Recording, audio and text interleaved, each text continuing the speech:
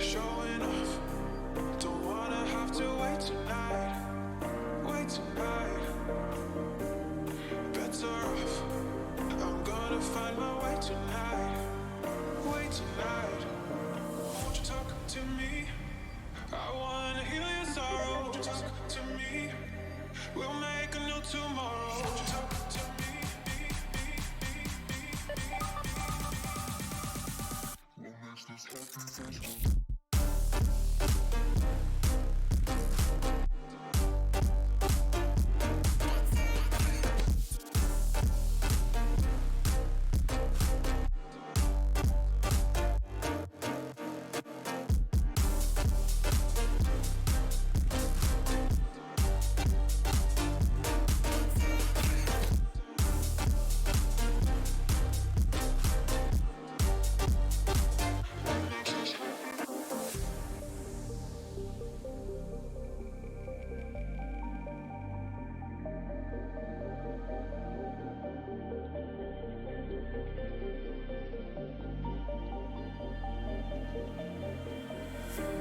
Showing off, don't wanna have to wait tonight.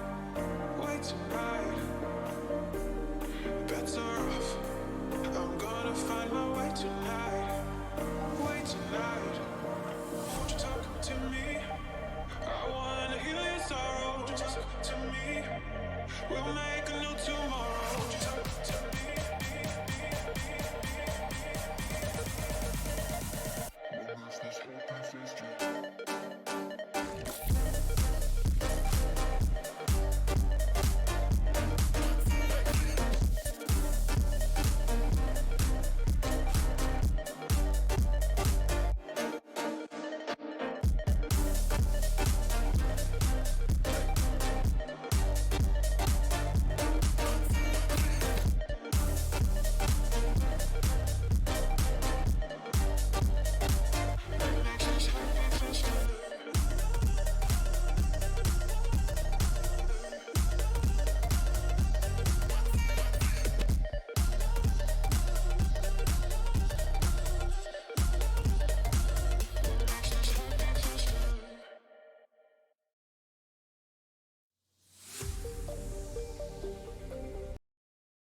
All right, here we are. Just about didn't get back in time. Okay. And where the hell are my captions? You would think, after over a year of streaming, that it would be habit by now to always check the captions. But it's not, so here we are. All right. Go ahead and fix the other one while I'm at it.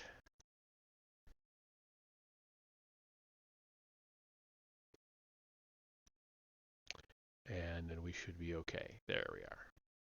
All right, back to chat. So, bear with me while I get the book pulled up. And we are on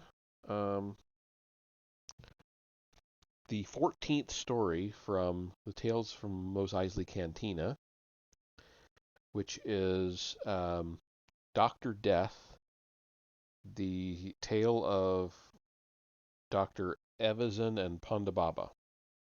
Okay.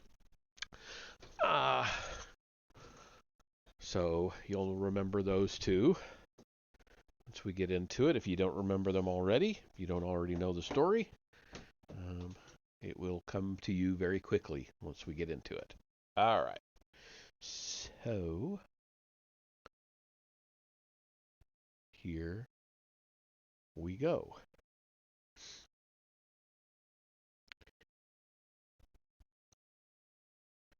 Dr. Death, The Tale of Dr. Evazan and Pandababa by Kenneth C. Flint. The odd scraping sound could be heard even above the distant rumble of thunder. One of the two figures seated at the dining table twisted around, cocking its head to listen. "What's that?" a gruff voice demanded. "Rover, go check." Something shifted in a shadowed corner. A mass slid forward with a wet sucking sound, coming into the light. It was a gelatinous form, a mucus-like mass of greasily shining bile green that humped and slithered itself over the floor as a ring of slender, bulb-tipped stalks wavered atop the rounded mass. It oozed on across the width of the long dining room toward one of the arched window openings in the far wall. I wouldn't have believed a Medusa could be trained at all, the second figure at the table remarked with some surprise. The first man turned back to the guest seated across the dining table from him. On the contrary, Senator, it's quite easy to train. One of the most malleable species I've found, in fact. I wish there were more like it. The man's face was obscured by a massive scar disfiguring the right side, leaving the right eye a slit in the sagging flesh and flattening out the nose, giving him a piggish look. I can unfortunately imagine what things you wish for, Dr. Evazan, the Aquilish senator replied with a shudder of revulsion. Generally humanoid, he had walrus-like features with large, liquid black eyes and thick, incurving tusks. Short, bristling whiskers lined the stubby snout that was split by a wide, thin mouth. The senator lifted a hand to clutch the glass before him. The hand was fin-like, fingerless, but with an opposable thumb. It marked him as a member of the more prominent of the two Aquilish races, and thus belonging to their ruling classes. He drank deeply of the dark green Andoan wine, ale, within the glass as he watched Rover nervously. The gelatinous creature had by now reached one of the window openings, heaving itself into a higher peak. It poised a moment, its bulbed stalks jerking about as if sniffing the air.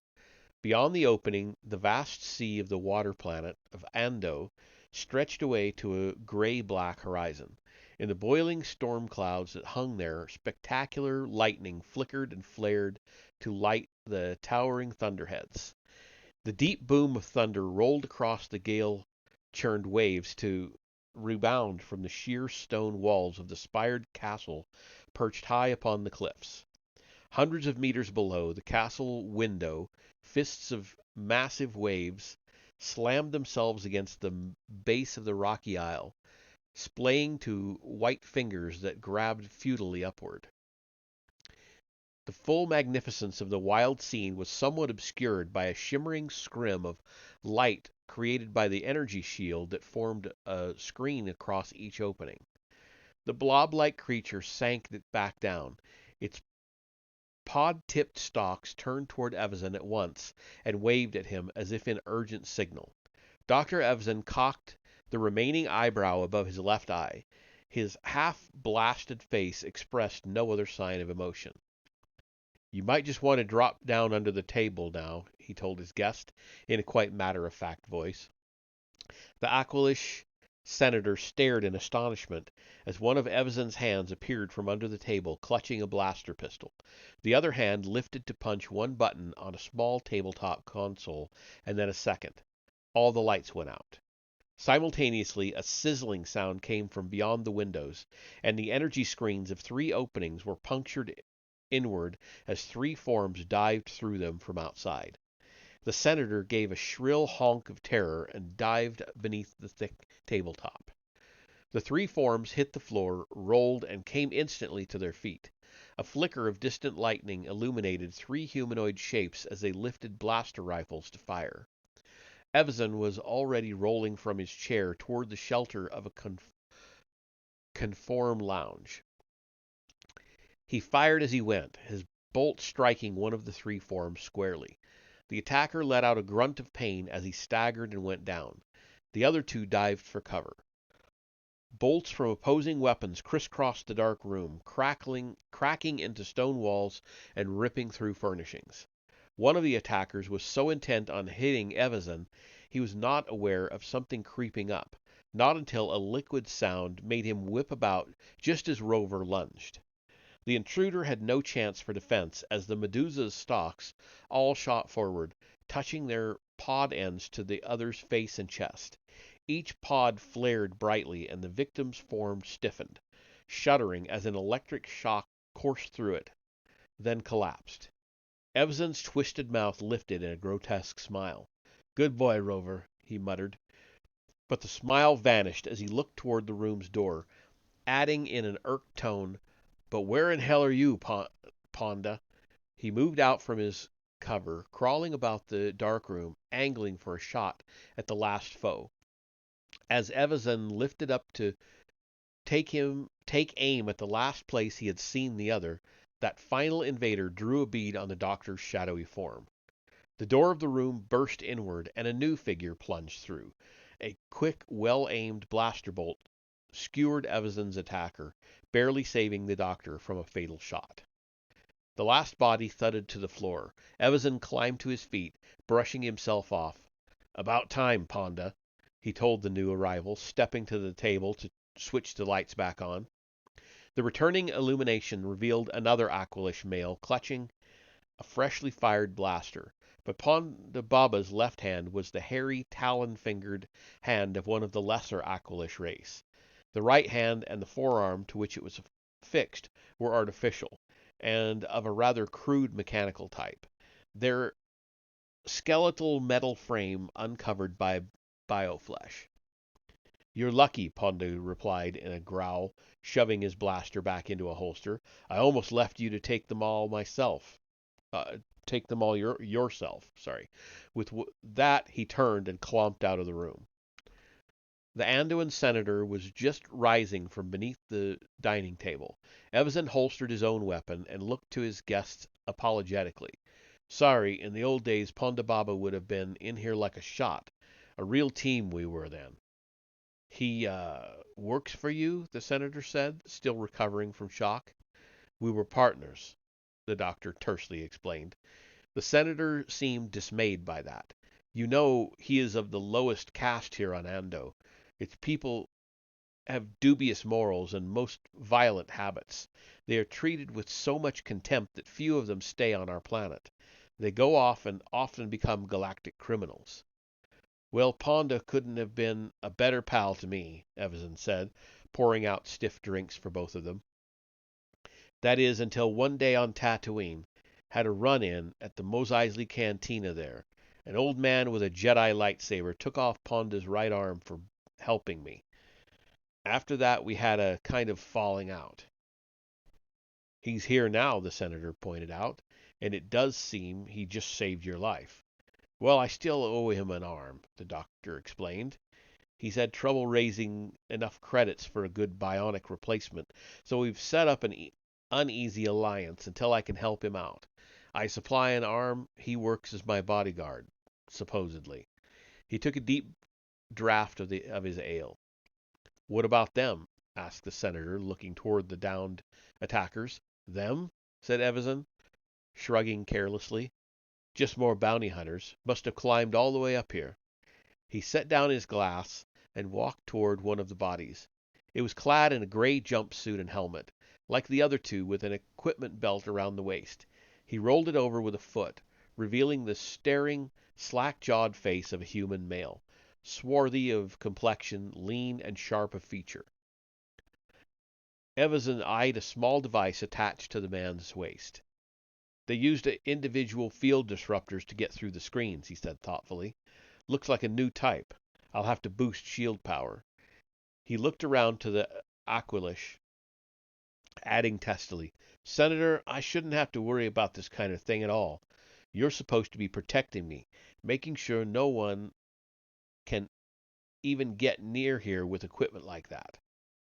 "We can't screen and search everyone who comes to the planet," the senator said defensively. "The security we've provided for you is already very great and incredibly expensive." Evazan shook his head. "Still not enough. This is the third attempt on my life here. They get better every time. We had rather assumed that hiding you in such a fortress on such an isolated isle would be protection enough," the senator returned with an indignant tone. "Of course, we didn't know then that half the galaxy was trying to hunt you down." Evazan stepped back around him. Are you saying I'm not worth it? He demanded. It is that very point about which I'm here, was the stern reply. All right, the doctor assented. We'll talk about it. He waved at the dining table. Do you want to finish our meal first? The senator looked at their plates, still filled with food. Eat, he said, then looked toward the bodies. What about them? Oh, Rover will take care of it, said Evazan. The blob had already crawled up to one of the dead men, drawing its viscous mass over the form, engulfing and hiding it. The creature began to quiver in excitement and gave forth a slurping noise. He cleans up all leftovers, Evazan said. It's part of why I've been able to train him with such ease. He's so well fed here. I'm really not very hungry anymore, the Aquilish said. He sat down and took a very deep gulp of ale. Let's just get on to the point of my visit, shall we? I don't want to... I don't have much time to stay here. Fine, said the doctor. Take a seat. Taking a seat, too. What's your problem? Credits, the senator replied bluntly. This whole project has gotten out of hand. Supplying this place and your laboratory facilities was costly enough, and now there's security. This incident only underscores the problem. It's costing our government a fortune. And well worth it, Evazan returned, leaning forward on the table to speak with intensity. For decades now you've been all but slaves of the Empire, living by its orders. You've lost your pride and your identity to survive. Just how much are you willing to pay to get loose from your chains? Rover had finished ingesting the first body, leaving only a man-shaped wet spot on the stone. It crawled to the second form. No amount would be too great to be free of the Empire, the senator admitted, trying not to watch the creature's grisly work. Still, my appropriations subcommittee needs reassurance to continue your financing. Our present budget squeeze... Your budget be scorched, Evazan shouted. When I finish my research, you'll have a secret so valuable to the Empire that they'll give you your freedom and anything else you'd want. Yes, yes, so you assure us, the senator replied. But we've had little evidence of late to support your claims for some great medical breakthrough. Perhaps if you give us some proofs of your progress, something solid I can take back, then I convince them to go on. Fair enough, the doctor conceded. I'll show you how very close to total success I am. It's already been tested several different ways. In fact, I only need one last thing to prove my breakthrough works. I have to find a specimen of a human male, a young, strong, healthy, perfectly formed one. The senator's large eyes narrowed in curiosity. Why? You'll see for yourself, Evazan got to his feet. Still, I'll take you down to the laboratory right now. The senator looked up at him. To your laboratory? He said, with clear misgivings. Is that really necessary, doctor? Surely some other evidence would suffice. Research data, perhaps, or... I insist, Evazan said. You have to see what I've done here for yourself. The Aquilish sighed and with great reluctance got to his feet. This way, Senator, said the doctor, ushering him from the room. Behind them, the Medusa noisily finished its second meal and moved on to the final course. The third dead man lay curled halfway on his side. A small comlink unit attached to his belt was partly visible. The tiny green power-on indicator light was aglow. Outside the castle, not far above the windows, a single figure clung to the sheer stone wall, a man of slender build and dark complexion, with hawkish features, deep brown eyes, and a black mustache. He was clad like the three dead men. Both his feet and one hand were wedged in narrow cracks to hold him in the precarious spot, his body pressed tight to the wall against the tearing wind. His free hand held his own comlink close to one ear. He had listened in on the conversation between Evazan and the senator. He had heard the two depart. Now he listened to the grotesque squishing sound as the creature enveloped his last comrade. With the crackling of shorted power, the comlink channel went dead, and the man's face tightened into a grim expression. Hanging his comlink back on his belt, he clambered up the castle wall with great dexterity, onto a slanting section of roof. A long-range comlink unit in backpack form was fastened to the smooth slate by suction support webbing. Crabbing his body into a corner between the roof and a spire to secure himself against the wind, he pulled the comlink headset from the pack and spoke urgently into its mouthpiece. "Hello, Mother. It's Gurion. Do you copy?" He looked up to the clouded sky with some concern. "Are you still up there?" "Still in orbit, Gur," came a reply. "What's the report?" "All dead," Gurion answered bluntly. "All but me. Evazan must have some heavy protection inside there. They were the best." After a heavy silence, the voice came again, carrying a tone of sorrow, but not fully masked. "That's it, then. You get off there, Gur, right now. We'll pick you up." "No, not me," he said firmly. "I'm going to go inside, get close to him. It's the only way to be sure of nailing him." "By yourself?" said the voice in surprise. "That's suicide." "If it has to be, I don't care," Gurion said fiercely. "I mean to get to him, and I think I know how." Within the castle, Evazan and guest descended a long spiraling stairway. The deeper they went into the mysterious lower sanctums of the doctor's lair, the more apologetic the Andoan senator became. "For my part, there's never been a question of your integrity," the alien explained in a voice pitched ever higher by his rising concern. "It's my Senate colleagues who have been picking up rumors. Some are saying you have the death sentence on 10 systems. 12, actually," Evazan said carelessly. "It may be more by now. I haven't checked." "Really?" said the senator, his voice rising a bit more. "And then there have been tales of some of your medical practices." "I don't deny there's some truth to them, too," the doctor admitted. "I don't apologize for what I've done. It was all to a good end." They reached the bottom of the stairwell. Evazan unlocked and opened a massive metal door. It creaked back on its hinges, and they both passed through. Beyond, a single space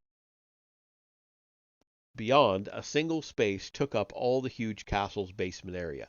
Squat pillars and heavy arches of stone held up the high ceiling, stretching into the far shadows. Bank after bank of large glass cylinders glowed faintly, filled with gold liquid and something else. The senator stepped forward, staring in shock. Each cylinder appeared to contain some type of being. He walked farther forward, looking down a row of creatures floating in amber fluid. There were giant Wookiees and diminutive Jawas, skeleton-like Givens, and one-eyed Abyssinians. There were horned humanoids from Deveron, and insect-like creatures of the Kibnun race, along with countless other species from planets all across the galaxy. "Are they dead?" the senator nervously inquired, peering into the cylinder of a reptilian Arcona who stared back with blank, jewel-like eyes. "Unfortunately," said Evazan, "preserved in my special embalming fluid. They're some of my patients who didn't survive my surgical attempts to help them, but the medical work I did on them has still been of great value to me." The senator looked at the corpses again, more closely. All had been worked upon in a manner that might loosely have been termed surgical, though the word butchery might better have been applied. Most were mutilated, their bodies slashed open, various limb parts or organs missing. In some cases, the being's own elements had been replaced with things quite clearly alien. "I say they've helped me," Evazan went on, walking down a row of his patients, "mostly by showing where my research had reached a dead end." He cast the senator a ghastly smile, if you'll pardon the expression. "You experimented on them?" the senator said in horror. Evazan waved the idea away. "Of course not. I meant to help them through my creative techniques. I intended to give them greater health and longer life, in theory at least." He touched the cylinder holding the eviscerated form of a rodent-like Ranat. "I've devoted my whole life to helping others. They've called me a madman, a criminal for my pains. But no one's understood. I was only using my skills to reform life in various ways, trying to create something better. He sighed and looked back at the Aquilish, but it wasn't enough. The senator looked up and down the long ranks of the doctor's victims. Not enough? Physical alteration wasn't enough. The doctor moved on to the next cylinder. Within was a particularly hideous specimen. It was a creature that had been constructed of parts scavenged from dozens of different beings, stitched and stapled together to form a patchwork monstrosity. As you see, even cutting and splicing together the best of the galaxy's body parts couldn't achieve the effect I wanted. He lifted a hand to touch the scarred right side of his skull. No, it was the mind that was the key. That's why my research took a new direction. Come over here. He led the way along the cylinder rows and into a large area in the middle of the room. Here a complex assemblage of electronic equipment towered to the ceiling in a rather precarious way. Its various systems rigged together with tangled festoons of wire, crackled and sizzled, uneasily even with the minimal power input now running through them. The key features of this haphazard but high-tech pile was two platforms set with operating tables. Straps clearly meant to restrain subjects added to their sinister look. Above each, an odd sieve-like device dangled by a dozen wires from a pivoting boom. More wires connected these to the central machine. "This is my transfer instrument," Evaz said proudly. "The main components are modified from advanced Imperial transmogrification units, originally intended to alter droid programming. Ponda and I managed to liberate this equipment from an Imperial research facility, but I've adapted it to use on living beings." The senator had been staring with mixed awe and skepticism at the dubious appearing mass. Now he looked at Evaz in disbelief. Living beings? Living brains also store their gained knowledge electronically, much like a recording. That record can be altered, erased, or moved. The means to do it is now sitting before you. To what end? To have something no one has ever had before, said the doctor grandly. I'm finally on the brink of creating a practical form of immortality.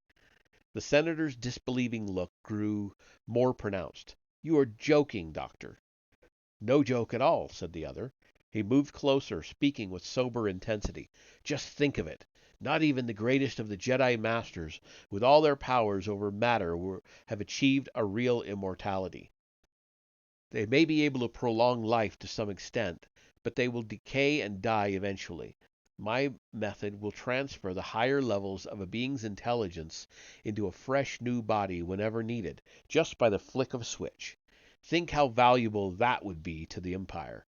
Their greatest rulers, their finest military minds, could live on forever, gathering even more knowledge with each lifetime. I suppose that is something the Empire would pay almost anything for, said the Aquilish, but with grave misgivings in his tone. If the thing works. It'll work, Evaz said confidently, and I'll soon be able to prove it.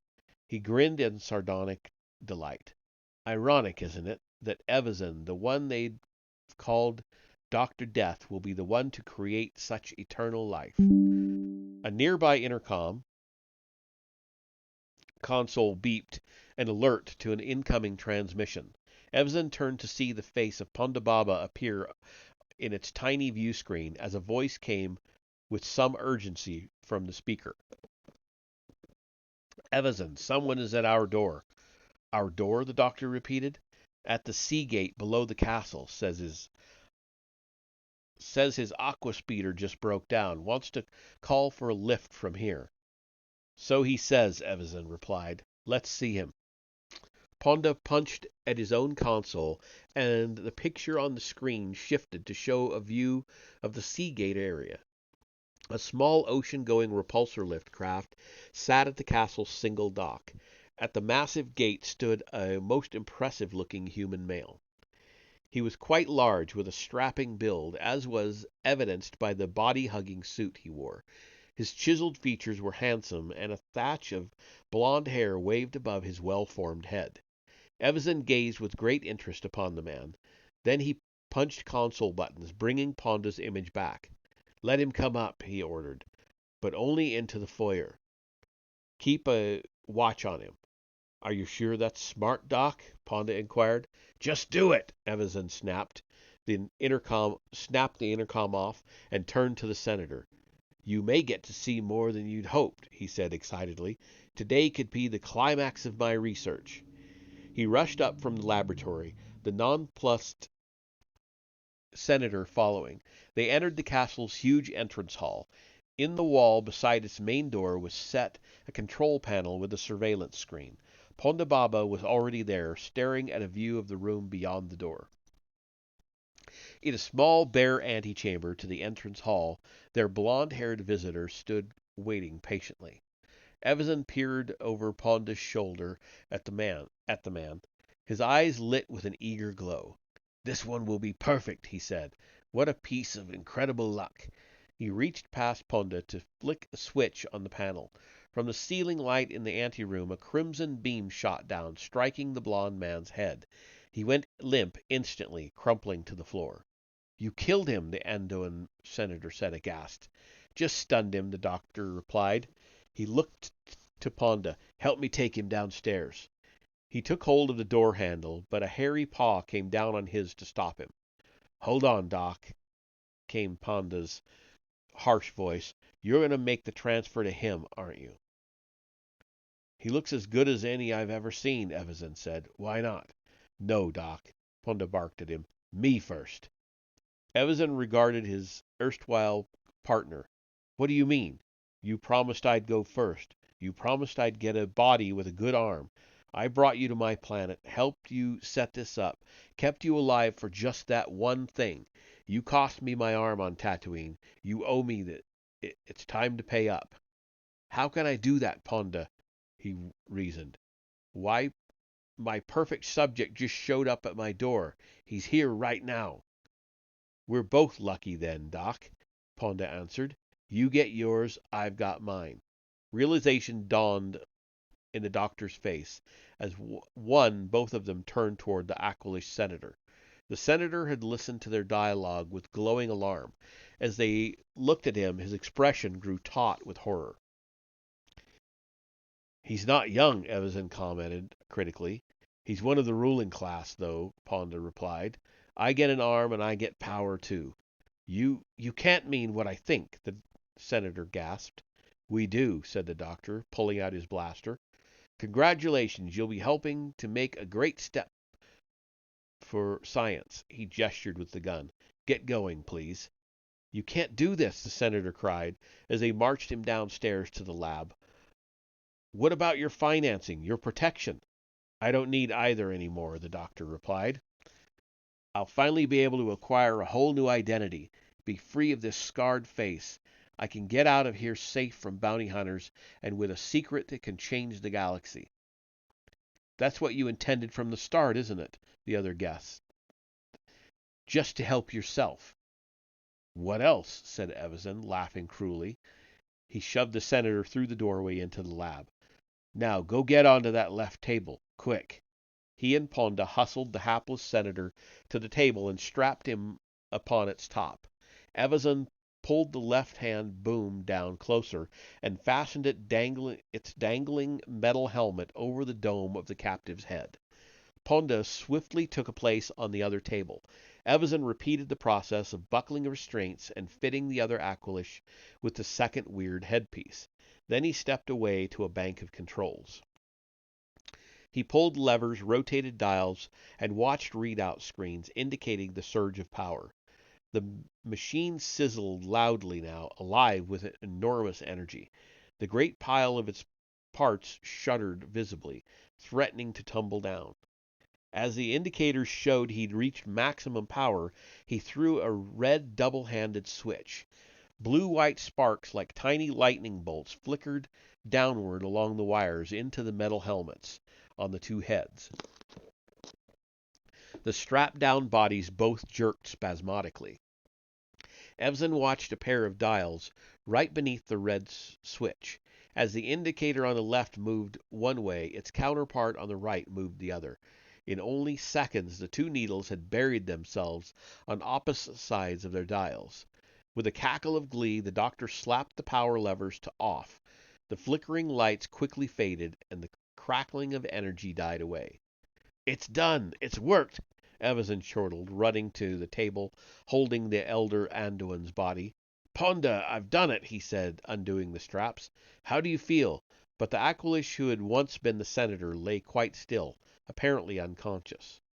"It's okay," Evazan assured, patting the being. "You'll be fine soon. Just rest there. I've got to see to my own new body." He left the laboratory, all but running back up to the main hall. His eyes gleamed with a wild look of nearly overwhelming anticipation. He threw open the door to the anteroom and charged in. His splendid specimen still lay motionless. He knelt beside the man, gloating over his perfect body. "All I've wanted," he said. "Youth, strength, and an unmarked face. I hope he's unharmed." He put out a hand to lay on the man's heart. The hand vanished down through the massive chest as if the flesh had opened to swallow it. He jerked his hand back, staring in astonishment. "A hollow shroud," he gasped. His hand shot to grip the butt of his blaster, but the other man sat suddenly upright, swiftly striking out. A fist thrust forward to slam into Evazan's face. The blow knocked him backward, sprawling at full length, stunned. Before the doctor could recover, the blond man was on his feet. The image of his large form waved, faded, and vanished completely, revealing the figure of a thin and hawk-faced man of dark complexion with a black mustache. One hand rested on the belt control for the holographic disguise. The other hand held the grenade-like shape of a powerful thermal detonator. Its thumb guard was already pushed back, and the man's thumb rested on the detonator button. "Toss the gun away, Evazan," the man grated out, "or we'll both go up together." Evazan drew out his blaster gingerly and heaved it far away. "Who are you?" he demanded. "Gurian's the name. I've been trying to get you for a long, long time. Get on your feet." "Pretty smart of you to use that disguise," Evazan told him, climbing up. "You'd never have gotten in here otherwise." "That's just what I figured. Now get moving, you butchering monster. Take me to the roof. Some friends'll be picking us up there." Gurian gestured meaningfully with the bomb. "I said move." Evazan readily complied. They went into the main entry hall and up a broad staircase.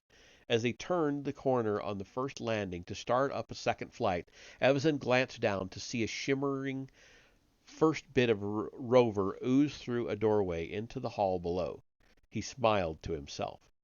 "Look here," he told his captor, intent on keeping the man's attention on him.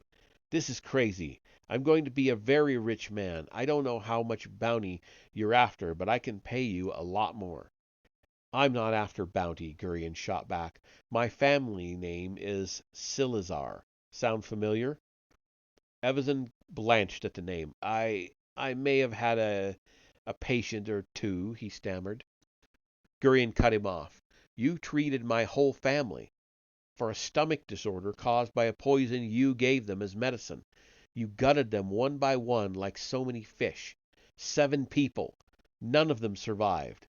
No, I don't want money for you. This is purely for revenge." Several flights higher, they reached a small door that opened onto a flat area of the roof.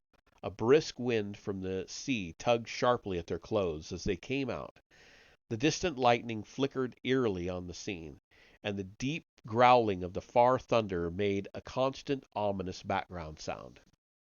Gurian directed Evazan around the roof's edge, close to the spot where his backpack comlink was secured. "Just stand there like stone," Gurian warned. He lifted the bomb. "Remember, if I push this button, we've both only got a few seconds to live. I'd rather take you back to stand trial for all of the other beings you've murdered, but I won't hesitate to finish it right here." "I'm a statue," Evazan readily agreed. Gurian fetched his backpack and crouched beside it to take out the comlink's headset. He kept an eye on the doctor as he spoke into the mouthpiece. "Mother, it's Gurian. Do you still copy me?" Still here, my friend. What's happened? I've got our baby here, alive. I'm on the roof. Can you come get us? On our way, the voice said jubilantly. Mother out. Out of the corner of one eye, Evans saw the door onto the roof push open. One bulb-tipped stalk poked cautiously out around it, sensing the air ahead. There'll be a shuttle here for us in a few minutes, said Gurion as he put his comlink headset away. The doctor took a couple of casual steps around him to get Gurion's back to the door. You've still got to listen to me. You've really got to listen to me, Evans said pleadingly. I've got a secret, right here, an invention. A very big thing, too valuable for anyone to turn down. Not for me, the other said flatly, his hard gaze fixed unwaveringly on his foe. The shining mass of Rover squeezed through the door. The creature began to slither forward slowly, noiselessly, flickering light glinting from its gelatinous form. But with it I can make you live forever, the doctor argued on. Real immortality. Everybody wants that. Do you actually think giving me more lifetimes can make up for all the lives you stole? Gurion said in disbelief. You're even more demented than I thought. Rover was now only meters behind the crouching man. The creature began to hump up higher, its stalks lifting forward to strike out. In the tiny mirrors of Evazan's eyes, Gurion saw the Medusa's twin reflections as a brighter lightning flare gleamed from its surface. He sprang upright, wheeling around to see the thing nearly on him. Rover struck just as he jumped back away from it. Only a single bulb's tip managed to graze Gurion's knee with a sharp crackle of power. The man cried out at the stinging pain and staggered. The arm holding the bomb dropped down. Evazan leapt instantly for the arm. His two hands clutched tight on Gurion's wrist, and he shook hard. The untriggered detonator came loose and bounced away across the flat roof, coming to rest before the door. With his captor disarmed, Evazan tried to break away, to let Rover finish things, but Gurion grappled tight with him, his hands going for the doctor's throat. I'll kill you with my bare hands, he snarled. Evazan stumbled backward as he fought wildly to break loose. Gurion hung on with a strength born of his rage. The back of the doctor's foot hit the roof's edge. Desperately, he swung about, dragging Gurion off balance and out into space. The man fell. Gurion's own weight tore his hands free from the doctor's throat, but the last downward jerk overbalanced Evazan also. For a moment, the doctor teetered on the brink, flailing out with his arms for balance. When that failed, he twisted his body violently around, grabbing out for the roof's edge as he went over it. His agility saved him. He hung on fiercely, dangling at arm's length against the sheer stone face. Below him, Gurion's form plunged downward, striking the jagged cliffs at several spots. Evazan glanced down to see the body make the final crash into a surging wave. He then turned his attention to ensuring his own safety, but he quickly found this was not so easy a task. His arms alone weren't strong enough to pull him up. His scrambling feet could find no holds in the smooth stone. A noise came from above him. He looked up as the toes of boots appeared over the edge, just inches from his face. His gaze moved up the body to see that it was Ponda Baba who stood there, staring down at him. Ponda? He gasped out, at first with great relief, but a new realization swiftly turned relief to surprise. But how? You... Here, the transfer, it didn't work? Oh, it worked, Doctor, came a voice no longer like that of his old friend, but it worked backward. Backward? He echoed. That's right. And so you've condemned me to the loathsome form of one of my people's lowest breed of scum. The Aqualish lifted the hairy arm that marked him as a social pariah on his own planet. You've destroyed my life as a senator, Doctor, so now I am going to destroy yours. The mechanical arm lifted. In its jointed fingers was clutched the thermal detonator. The metal thumb rested on the triggering button. No, cried Evazan. No, wait, you can't. Goodbye, Doc, the new Ponda Baba said simply. He pushed the button, dropped the bomb, turned, and strode away. No, no! Evazan screamed out as the bomb's timer ticked down. With the strength of desperation, he hauled himself up. His eyes cleared the edge. He glimpsed the ticking bomb, and just beyond it, the Medusa's form. Rover, he shouted to it, help me!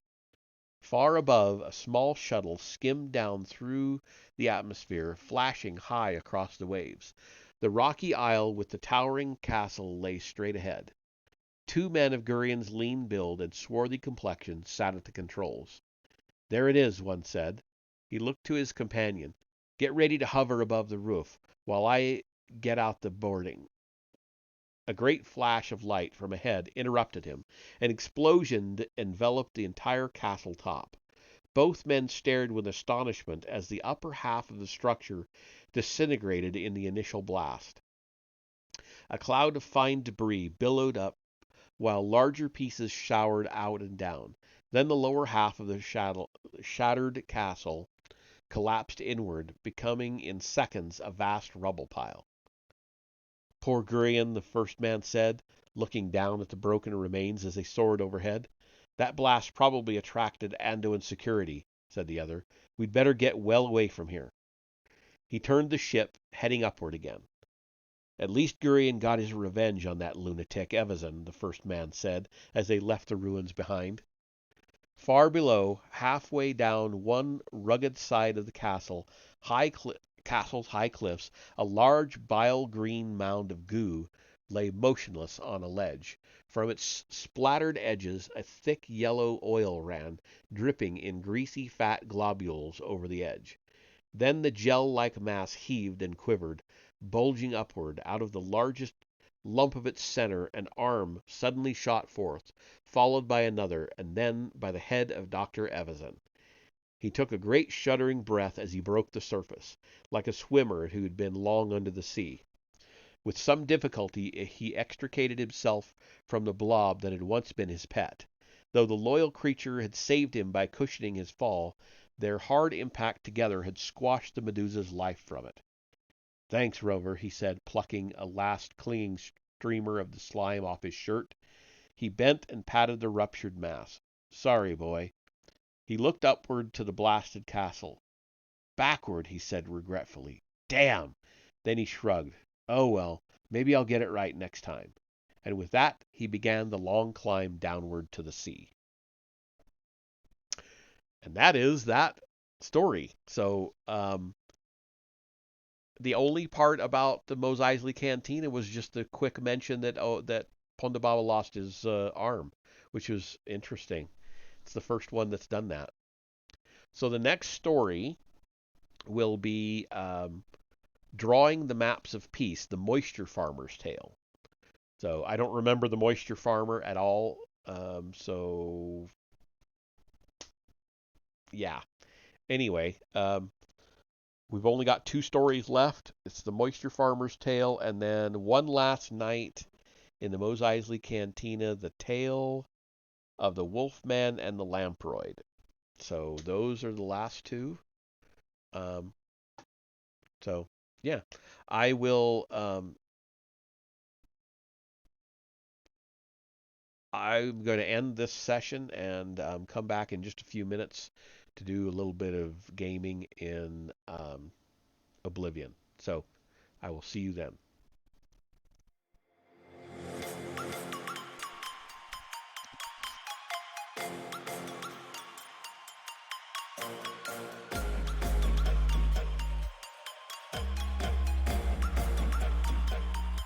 Prepare to die.